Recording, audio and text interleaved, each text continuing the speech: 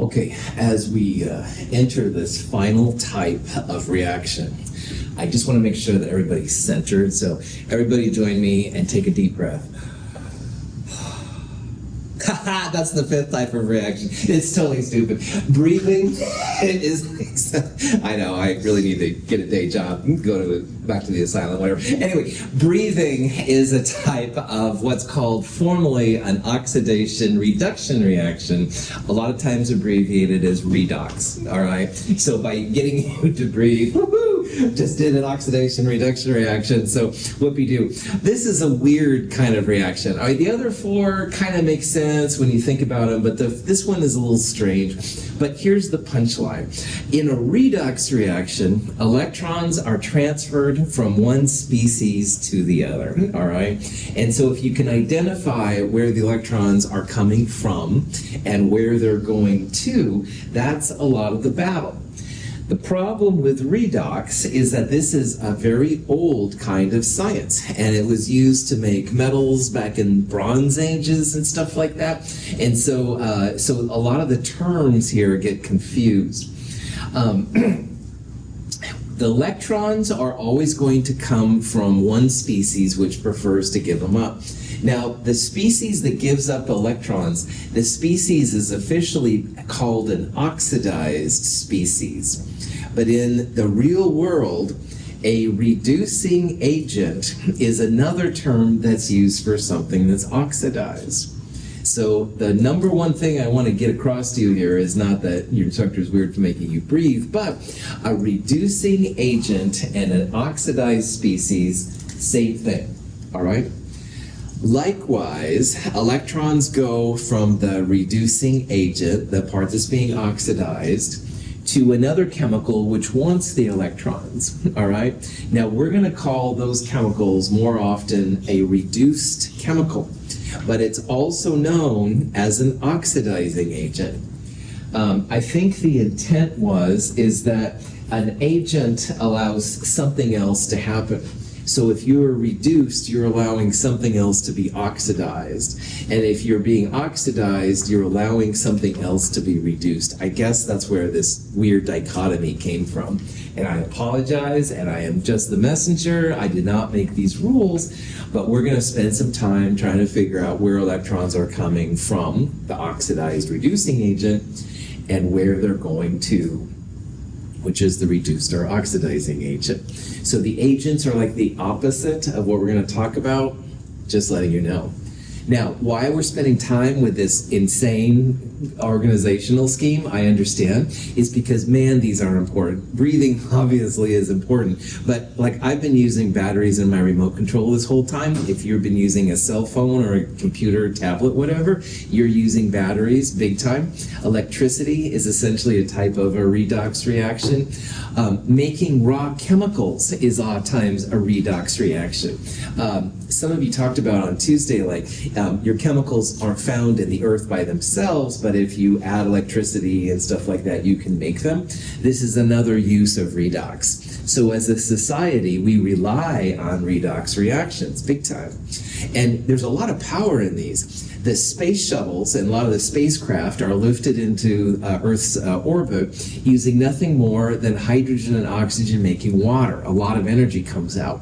And guess what? This is also a redox reaction, an oxidation reduction reaction. So they're very, very important, very, very cool. The nomenclature is weird. I apologize, but we'll figure this out and take care of business. Purple solution is aqueous potassium permanganate. The colorless solution contains iron 2+ ions. When we combine them, a redox reaction occurs. The permanganate ion is reduced to manganese 2+, and the iron is oxidized to iron 3+ ion. A lot of times redox reactions are very obvious when they happen. Like this one, you can see that purple color basically went away and there's maybe an off yellow color. A lot of times redox reactions, you can see the even just making water, there's so much energy released, all right? The propulsion that was used in spacecraft is the obvious result of that. So pretty powerful. I'd like to introduce you to my friend, and yes, I probably need more friends at this point, let's be honest. But anyway, my friend in this particular case, his name is Leo. And Leo the lion says, "Grrr!" And you're like, oh boy, can I withdraw yet? No, you can't, of course. You're stuck in this class now. No, seriously, Leo saying GR is an acronym to help you with these crazy oxidized reducing things. Leo stands for lose electrons, oxidize. So when a chemical is losing electrons, that means that it's oxidized. As an example of that, let's look at this reaction right here. This is zinc metal. Zinc metal is losing electrons, i.e. electrons are products. We would say that the zinc metal here is being oxidized. But remember, stupid redox stuff, for whatever reason, something that's oxidized is also known as the reducing agent. So double definitions for the same process. I don't understand it either. I'm really sorry. Anyway, Leo, lose electrons, oxidize, says GR. GR stands for, gain electrons reduced. So copper 2 plus here is gaining electrons to make copper. The electrons are reactants. That's one way to tell that you have something reduced. So copper 2 plus here is being reduced. And you would also say, of course, that copper 2 plus is being oxidized. Now, I'm very prone to my Leo the Lion saying GR, but you can also use things like oil rig, which is fine. Oxidation is losing, reduction is gaining. But at the end of the day, just remember that something that's oxidized is also the reducing agent. Something that's reduced is also the oxidizing agent. Now, in the lab we did last week, the empirical formula lab, you were essentially taking a copper 2 plus and making it copper metal. So the blue kind of green color was copper 2 plus, and the red stuff you collected at the end, that was pure copper. So copper ions were being reduced to copper metal, and you collected the metal and stuff like that from there. We also had a piece of zinc metal that went in, then you pulled the zinc metal out at the end. Zinc metal was used as a source of electrons. It gave up electrons to become zinc 2 plus ions. Zinc was being oxidized, all right? And you could also, of course, say then that zinc was the reducing agent, copper 2 plus is the oxidizing agent. Chemists will usually use just oxidized and reduced, but if you talk to people like in industrial tech, they'll a lot of times use reducing agent, oxidizing agent, which is fine. Questions? Okay. When a piece of copper metal is placed in a solution containing silver ions, solid silver crystallizes on the copper. While the silver crystals grow, copper ions are also released into solution, giving the solution a blue color. If you have something losing electrons, you must have something to gain the electrons. Electrons don't do very well by themselves, all right? They will usually attach themselves to something else. So you have to make sure you know what's being oxidized, what's giving up the electrons, and what's being reduced, what's accepting the electrons.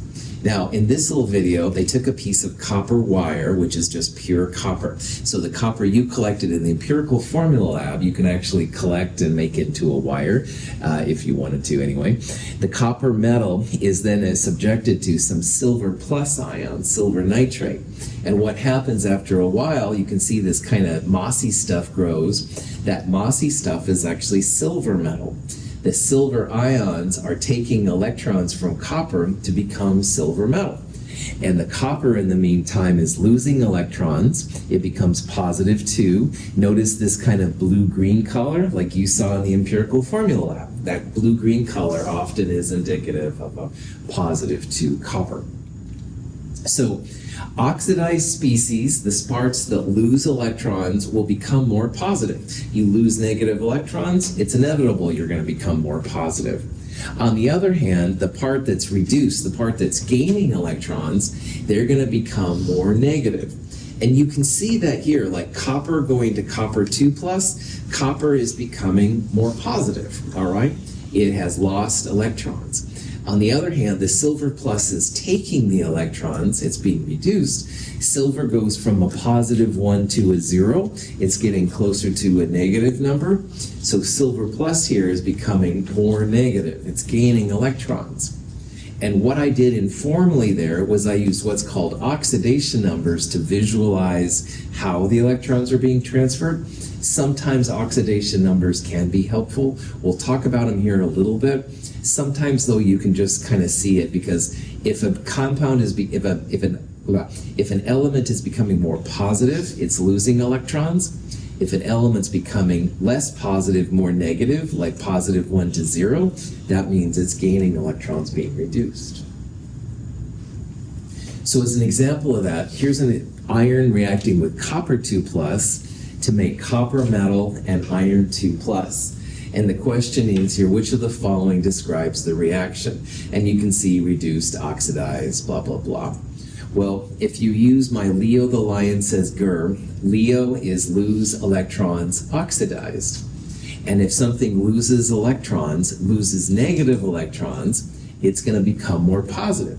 So your iron here is going from a 0 to a positive 2. That's definitely becoming more positive. Your iron is losing electrons. So the iron is going to be oxidized. It's losing electrons. It's becoming more positive. Leo says grr. Grr is gain electrons reduced. If something gains electrons, it's going to become more negative, less positive. And if you look here, copper 2 plus is going from a positive 2 to a copper 0. There's no charge on that copper. And the only way it can become positive to 0 is if it gains electrons. So we would say here that copper 2 plus is being reduced. So if you look at this long enough, then the iron is being oxidized. It's losing electrons. Going from a 0 to a positive 2 is only possible if it loses electrons. On the other hand, copper is going from a positive 2 to a 0. It's going from more positive to less positive. It's gaining electrons in order to become a copper 0. So if you can see this, that's awesome. If you can't, we'll talk about oxidation numbers here in a little bit too. Any questions? Okay. Oxidation numbers are just like a more formal way, I guess, to figure out when something's been oxidized or reduced. And if you know what the charges, quote unquote, are on these different things, you can figure it out. So in the last example, I believe it was iron and copper 2 plus, and it was going to iron 2 plus and copper. Here's the official rules right there, but here's kind of the punchline. If you have an element in its standard state, so iron and copper here are both elements, they get oxidation numbers of 0. On the other hand, if you have a charge on an atom, like copper and iron do, the charge literally equals the oxidation number. So what a chemist can do is they can take the iron 0 and make iron positive 2 with a positive 2 charge.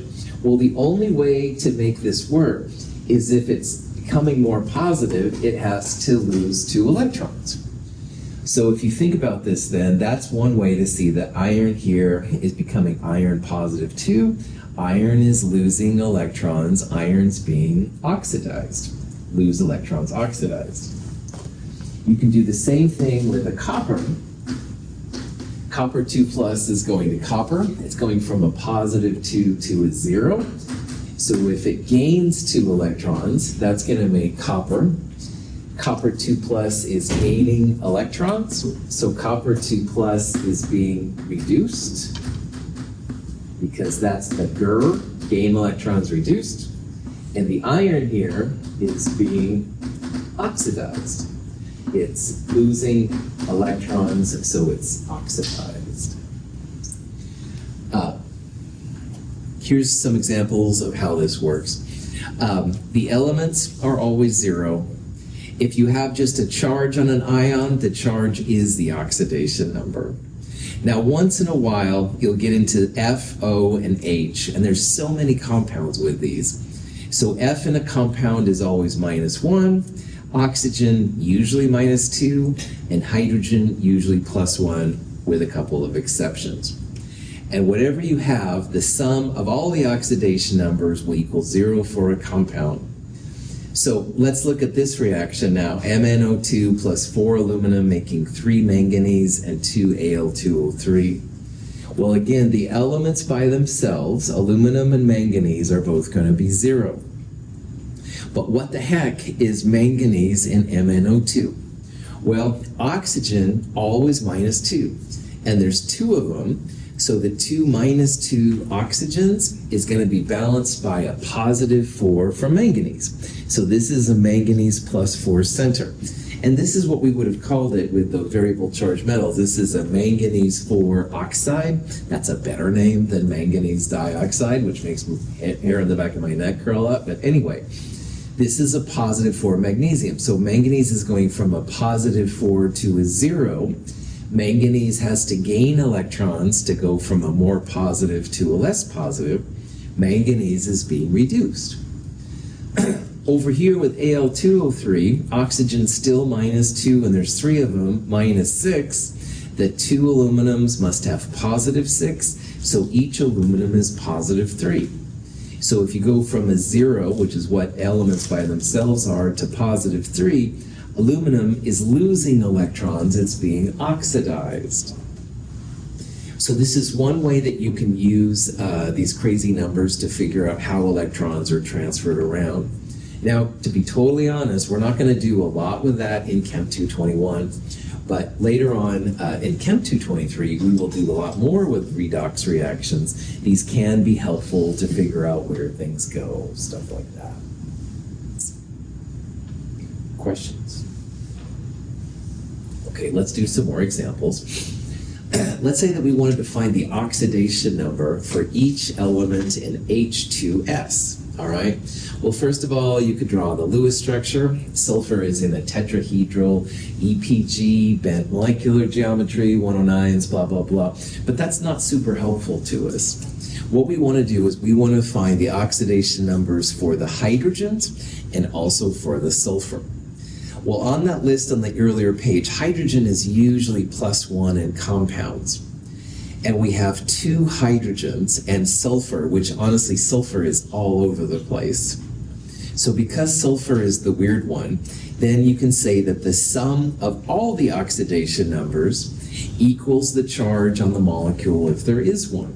Well, H2S is neutral, so 0, the overall charge on H2S, equals the 2 hydrogens plus the sulfur.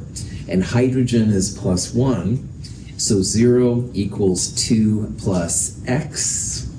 If you solve for x, x comes out to be -2. Sulfur here is a -2 oxidation number. If I would have said, what is the likely charge on sulfur? You would have said, well, sulfur's in group 6A. Everything in 6A wants to be like a noble gas. They want to gain 2 electrons to be like a noble gas. So these are almost always -2. And notice how that's what we found for the sulfur. Most of the time, the oxidation numbers and the ionic charges will be the same. Not always, but more often than not. Here's another example.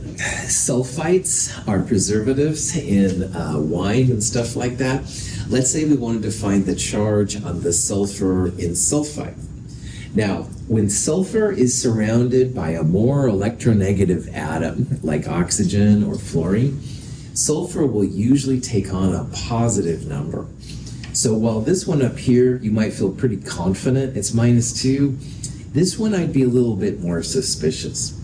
So, to figure out the sulfur, oxygen is almost always -2.